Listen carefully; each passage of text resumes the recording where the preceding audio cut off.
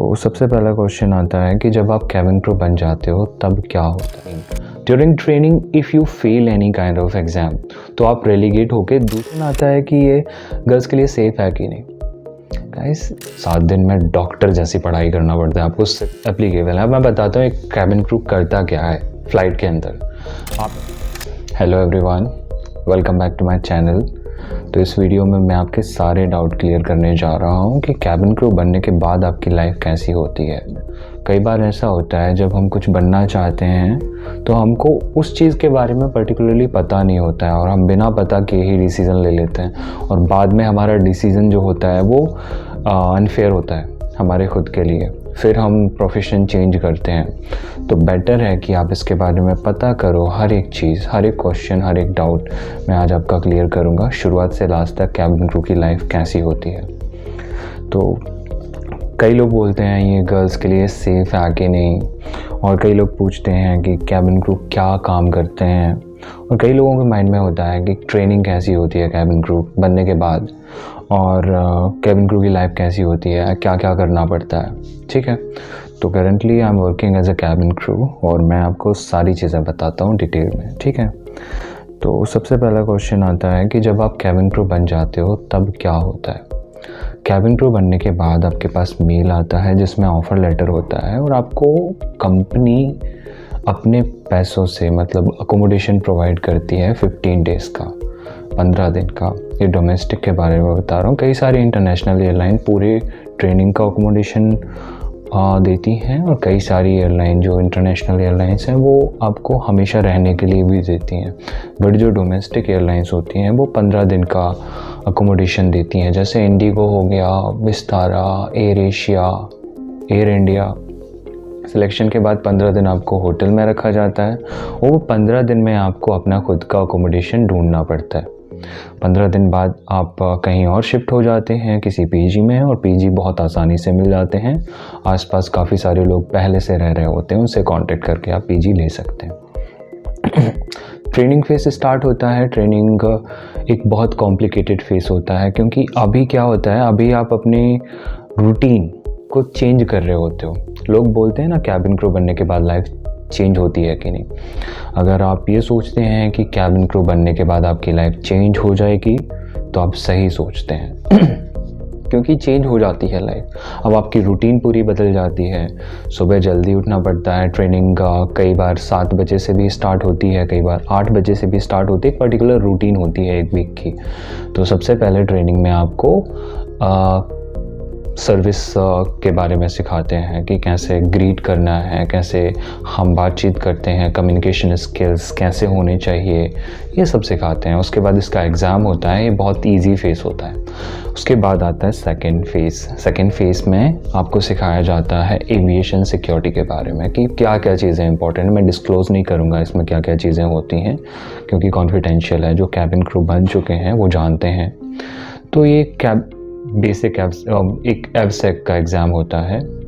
एवसेक के एग्ज़ाम भी बहुत टफ होता है। आपको काफ़ी सारी चीज़ें स्टडी करनी पड़ेगी, काफ़ी मोटी बुक होती है, उसकी भी 5 डेज़ की क्लासेस होती हैं, 6वें दिन एग्ज़ाम होता है। और उसके बाद आता है डीजी। डीजी मतलब डेंजरस गुड्स। गुड्स मतलब क्या होता है आपको पता ही है, जो यूज़ की चीज़ें होती हैं, डेली यूज़ की चीज़ें। कौन कौन सी चीज़ें हम फ़्लाइट में ले जा सकते हैं, कौन कौन सी नहीं ले जा सकते, ये सारी चीज़ें आती हैं डेंजरस गुड्स के बारे में। इसका 1 दिन का एग्ज़ाम होता है। इसकी बुक बहुत मोटी होती है और ये एग्ज़ाम ओपन बुक एग्ज़ाम होता है, थोड़ा सा टफ़ होता है, लेंदी होता है, इसीलिए टफ़ लगता है, बाकी हो जाता है ये भी क्लियर। इसके बाद हम आ जाते हैं फर्स्ट एड पे। फर्स्ट एड मतलब अब जो एयर में जब हम ट्रैवल करते हैं तो जितनी भी चीज़ें पॉसिबल होती हैं, अचानक से कोई बीमार पड़ जाए तो उसके इलाज के लिए हम क्या करेंगे। फर्स्ट एड मतलब जो पहला इलाज जो होता है प्राइमरी, ताकि वो हॉस्पिटल तक पहुंचाया जा सके। तो उससे रिलेटेड सारी चीज़ें हमको पढ़नी पड़ती हैं। इसकी भी काफ़ी लंबी चौड़ी लिस्ट है, तो जो आपको पढ़ना पड़ता है वो ट्रेनर्स वहाँ पे पढ़ाते हैं। 8 घंटे रहता है, मतलब एक दिन 8 घंटे आपको जाना होता है। उसमें ब्रेक्स भी होते हैं, 15-15 मिनट के 2 ब्रेक और एक 40 मिनट का करीब। और ट्रेनिंग इज़ फन बट बहुत ज़्यादा पढ़ना पड़ता है आपको, माइन्यूट डिटेल्स। 7 दिन में डॉक्टर जैसी पढ़ाई करना पड़ता है आपको, उससे भी ज़्यादा। उसके बाद इसका एग्ज़ाम होता है। फर्स्ट एड का एग्ज़ाम भी टफ होता है, अगर आपने अच्छे से पढ़ा है तो आप इसको क्लियर कर लेते हैं। सबसे मेन चीज़ होती है सेफ्टी। सेफ्टी का क्लासेस होती हैं लगभग 20 से 22 दिन तक, अलग अलग एयरलाइन पे डिपेंड करता है। कई सारी एयरलाइन और कम करवाती हैं, कई सारी एयरलाइन सेफ्टी और ज़्यादा करवाती हैं। तो सेफ्टी की क्लासेस 20 से 22 दिन की होती हैं। उसमें आपको हर एक चीज़ सिखाई जाती है, आपकी सेफ्टी के लिए और पैसेंजर्स की सेफ्टी के लिए। जब आप एयर में होते हो, 36,000 फीट पे होते हो या ग्राउंड पे होते हो, तो उस टाइम में कुछ भी जो कंडीशन हो जाए, कुछ भी सेफ्टी से रिलेटेड कंडीशन हो जाए, उसको आप कैसे हैंडल करोगे। जैसे कि कई बार इमरजेंसी इवैक्यूएशन करवाना पड़े, फ़्लाइट को खाली करवाना पड़े, उस कंडीशन में आप क्या करोगे। वो सारी ड्रिल्स आपको सिखाई जाती हैं एक एक करके। एयरक्राफ्ट का डोर कैसे ओपन करना है, कैसे क्लोज़ करना है, कैसे उसको आर्म और डिसआर्म करना है, बहुत सारी चीज़ें ये होती हैं। मैं आपको बता नहीं सकता हूँ, इंटरनल चीज़ें हैं इसीलिए कॉन्फिडेंशियल हैं। ये सब आपको सिखाया जाता है और ये बहुत ज़्यादा फ़न होता है, बहुत अच्छा भी होता है और लेकिन बहुत स्ट्रेसफुल भी होता है। अगर आप पढ़ाई नहीं करोगे तो इसमें सबसे ज़्यादा चांसेस होते हैं कि फ़ेल हो जाओ, पढ़ाई नहीं करोगे तो। बट अगर आप अच्छे से पढ़ाई करोगे रेगुलरली, बहुत ज़्यादा पढ़ाई करना पड़ता है इसमें। Seriously guys, safety is the toughest thing. उसके बाद आ जाते हैं, जब आप सेफ्टी क्लियर कर लेते हो तो उसके बाद आता है service two exam. Service two मतलब जो फुल सर्विस एयरलाइन है वो सर्विस टू कराती हैं। कुछ कुछ एयरलाइन जो मतलब जनरल एयरलाइन है तो वो सर्विस टू नहीं कराती हैं, वो डायरेक्ट एग्ज़ाम हो जाता है। ये सेफ्टी का एग्ज़ाम क्लियर करने के, सेफ्टी का एग्ज़ाम आपको प्रैक्टिकल करना होता है, प्रैक्टिकल भी करना होता है और थियोरेटिकल एग्ज़ाम भी होता है, सब कुछ होता है सेफ्टी के एग्ज़ाम। उसमें लास्ट स्टेज आती है सर्विस टू। इसमें आपको यूनिफॉर्म मिल जाती है, यूनिफॉर्म में जाना होता है, ग्रूमिंग चेक होता है, बहुत सारी चीज़ें होती हैं। तो ये सब एक ट्रेनिंग का पार्ट था। ट्रेनिंग जब आपकी ख़त्म हो जाती है तब आपको 4 फ्लाइट मतलब 4 सेक्टर फैम फ्लाइट करनी होती हैं, फैमिलराइजेशन फ़्लाइट जिसको बोलते हैं। इसमें सेफ्टी से रिलेटेड सारी चीज़ें आपको ध्यान से, जो भी आपने पढ़ा है उसको इम्प्लीमेंट करना होता है। आप अंडर ऑब्जर्वेशन होते हो, जितने भी क्रू आपके साथ फ्लाई करते हैं वो सब आपको ऑब्जर्व करते हैं और जो IFS होते हैं वो आपको मार्क्स देते हैं। अगर आप उस टेस्ट में फेल हो जाते हो तो आपको दोबारा 7 डेज़ की ट्रेनिंग के लिए भेजा जाता है। और एक बात और बता देना चाहता हूँ, during training if you fail any kind of exam तो आप रेलीगेट होकर दूसरे बैच में शिफ्ट कर दिए जाओगे। फिर से आपको वही एग्ज़ाम देना पड़ेगा, फिर से आपको वही स्टडी करनी पड़ेगी। तो ये रेलीगेशन की प्रोसेस 3 बार होती है। 3 बार अगर आप रेलीगेट हो जाते हो तो आपको हटा दिया जाता है, लेकिन अगर आप पास हो जाते हो तो इट्स ओके। हाँ, मैं कहा था, हाँ, आप फैमिलराइजेशन फ़्लाइट में क्या करते हो, उसमें आपको देखना होता है कौन क्या कर रहा है, जितने भी डाउट्स हैं पूछने होते हैं और आपसे क्वेश्चंस पूछे जाते हैं, आपसे प्रैक्टिकली चीज़ें करवाई जाती हैं। डोर ओपन करना, डोर क्लोज़ करना, ये सारी चीज़ें हैं। आपको अगर प्रैक्टिकल नहीं कर पाते हो तो you can be sent again for the training, लेकिन बहुत आसान होता है, ये भी हो जाता है। बहुत रेयरेस्ट ऑफ रेयर्स केसेस में कोई दोबारा ट्रेनिंग के लिए भेजता है, अदरवाइज इट्स ईजी। जब आप इतनी लंबी ट्रेनिंग करके आए हो तो कर ही लोगे इस चीज़ को। इसके बाद आता है ऑब्जर्वेशन फ़्लाइट। ऑब्जर्वेशन फ़्लाइट में आप एक ऑपरेटिंग क्रू होते हो, मतलब मिनिमम क्रू होते हो ऑब्जर्वेशन फ़्लाइट में, ओके। तो आपको इसमें क्या करना होता है, सारी चीज़ें करनी होती हैं जो भी क्रू के लिए एप्लीकेबल है। मैं बताता हूँ एक कैबिन क्रू करता क्या है फ़्लाइट के अंदर। आपने भी देखा होगा, आपने ट्रैवल किया होगा, तो कैबिन क्रू की सारी रिस्पॉन्सिबिलिटीज़ होती हैं। जो हिडन रिस्पॉन्सिबिलिटी हैं वो हम देख नहीं पाते। हम जब एज अ पैसेंजर ट्रैवल करते हैं हम वही चीज़ें देखते हैं। एक डेमो होता है, राइट, इमरजेंसी सिचुएशन में आपको क्या करना है वो डेमो, तो वो तो करते हैं क्रू सबके सामने। उसके अलावा क्या करते हैं, उसके अलावा गाइस जब हम एयरक्राफ्ट में जाते हैं सारी चीज़ें चेक करनी होती हैं, सारे इक्विपमेंट चेक करने होते हैं, कुछ ख़राब तो नहीं है। और उसके बाद हमको सेफ्टी सिक्योरिटी सारे चेक्स करके चेक पास करना होता है। उसके बाद ही बोर्डिंग स्टार्ट होती है। बोर्डिंग में भी मैनेजमेंट करना होता है, बैग्स वगैरह थोड़े बहुत इधर उधर। कई बार क्या है, सबसे बड़ी प्रॉब्लम पता है क्या होती है, कस्टमर्स बड़े बैग्स लेकर आ जाते हैं और ये प्रॉब्लम होती है, स्पेस बहुत कम होता है, तो सभी लोग एक साथ बैग्स लेके आ जाते हैं। तो उसमें क्या होता है कि एडजस्टमेंट करने में बहुत ज़्यादा मेहनत लगती है। हमको लिफ्ट नहीं करना होता बैग, बट समटाइम्स किसी को नीड की ज़रूरत है और वहाँ पे कोई नहीं है तो हम उनको असिस्ट कर सकते हैं। ये बात होती है बोर्डिंग थोड़ा सा हेक्टिक होता है कैबिन क्रू के लिए। उसके बाद फिर बोर्डिंग ख़त्म हो गई।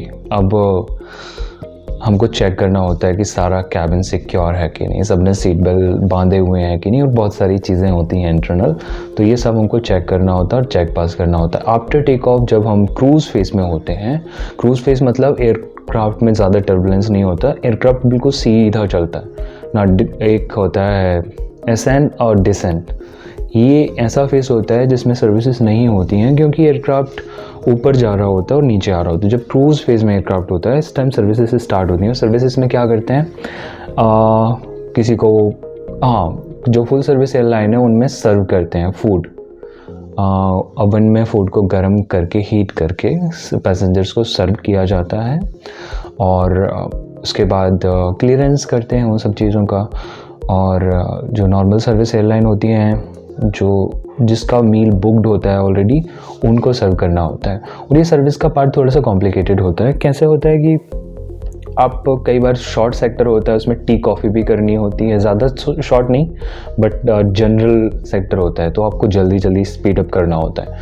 और इसके अलावा चैलेंजिंग क्या है कैबिन क्रू लाइफ में? देखो यार, मेरे लिए चैलेंजिंग इसलिए नहीं है क्योंकि मैंने जो सोच के आया था, I had analysed about the job everything, कि क्या होगा आगे, मेरी लाइफ कैसी होगी। आप रोज़ एक नए कैबिन क्रू के साथ फ्लाई करते हो, डेली रिपीट, कई बार मंथ में 2-3 मंथ में एक आध बार होते हैं रिपीट, जो सेम क्रू सेट होता है। तो आप नए लोगों को जानते हो, आप नए लोगों से मतलब कांटेक्ट में आते हो। तो ये एक बहुत इंटरेस्टिंग चीज़ है और बहुत अजीब भी हो सकती है। कई बार लोग अच्छे नहीं लगते, हमारी वाइब्स मैच नहीं करती, हमारी फ्रिक्वेंसी मैच नहीं करती, इम्पीडेंस मैच नहीं करता। मैंने टेक्निकल भाषा में बोल दिया, बट हाँ, होता है ऐसा। तो उस टाइम क्या होता है कि आपको उस फ्लाइट में शायद अच्छा ना लगे, बट 95% लोग अच्छे मिलेंगे, आपको हेल्पिंग मिलेंगे और बहुत अच्छी फ़्लाइट रहेगी। एक क्वेश्चन आता है कि ये गर्ल्स के लिए सेफ़ है कि नहीं? गाइस, बहुत ज़्यादा सेफ़ है गर्ल्स के लिए। वो आपके ऊपर डिपेंड करता है कि कैसे आप अपनी सेफ्टी को इंश्योर करते हो। बिल्कुल सेफ़ है, बहुत ज़्यादा सेफ़ है। आपके को कैब प्रोवाइड कराई जाती है आपके घर से एयरपोर्ट तक, ठीक है।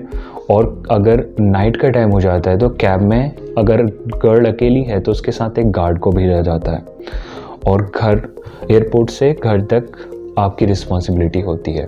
हाँ, लेकिन अगर आप अपनी कैब को कैंसिल करके कहीं और जाना चाहते हो, फिर वो आपकी रिस्पॉन्सिबिलिटी, आपकी सेफ्टी हो जाती है। कंपनी की पूरी रिस्पॉन्सिबिलिटी होती है। जब आपको लेओवर मिलता है, लेओवर में होटल रूम अलग होता है। Boys and girls are not allowed to go in each others room. So room एक ही फ्लोर पे हो सकता है, but they are not allowed to गो।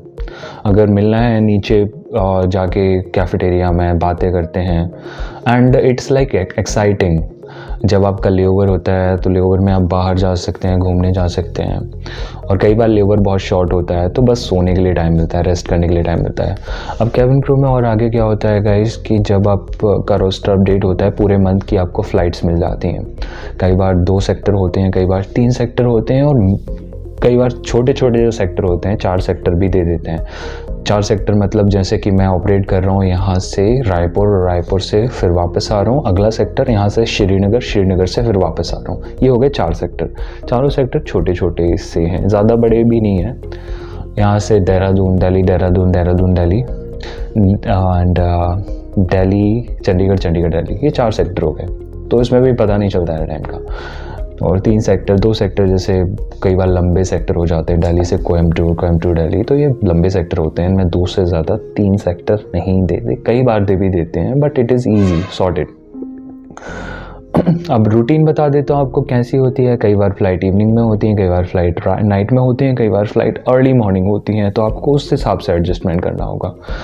तो ये भी एक चैलेंजिंग चीज़ है, ये हर कोई नहीं कर पाता, आपको ट्रेन होना पड़ेगा और इसके लिए टाइम लगता है। और क्या चैलेंजेस आते हैं फ़्लाइट में? बस यही चैलेंजेस हैं, बाकी तो फ्लाइंग बहुत सॉर्टेड है। और थोड़े बहुत चैलेंजेस ऐसे आते हैं कि कस्टमर्स को मैनेज करना है इतनी हाइट पर, आपके पास कोई और नहीं है, आप ही हो बस, जो भी हो करता धरता उस फ्लाइट के। एक फ़्लाइट में जो फुल सर्विस एयरलाइन होती हैं A320 एयरक्राफ्ट, जो A320 एयरक्राफ्ट, उसमें 160-170 सीट के बीच में ही होता है, और जो फुल इकॉनमी होता है उसमें 180 करीब सीट्स होती हैं। तो इन सब को आपको मैनेज करना है, सारे पैसेंजर्स को, उनकी अगर किसी को पानी पीना है, किसी को मेडिकल इमरजेंसी आ गई तो उनको भी आपको देखना है। तो ये सारी चीज़ें आपको करनी होती हैं, और हर बार अच्छे पैसेंजर्स नहीं मिलते। कई बार rarely once in a blue moon आपको रूड पैसेंजर मिल जाएंगे। कई बार एक डिसएग्री पैसेंजर मिल गया, I don't like the food of your flight, I just hate it. अब उनको क्या करोगे, आपको हैंडल करना है। तो ये छोटी छोटी चीज़ें होती हैं जो आपको वहाँ पे देखने को मिलेंगी। और डेली अगर आप सेम काम करते हो, कुछ भी काम हो, अगर आप उसको पसंद नहीं करते हो तो आप उससे बोर हो जाओगे। अगर आपको पता है, मैंने सारी चीज़ें बता दी क्या क्या होता है, अगर आपको लगता है कि आप फिर भी करोगे, फिर भी करना चाहते हो, तब ही कैबिन क्रू बनना।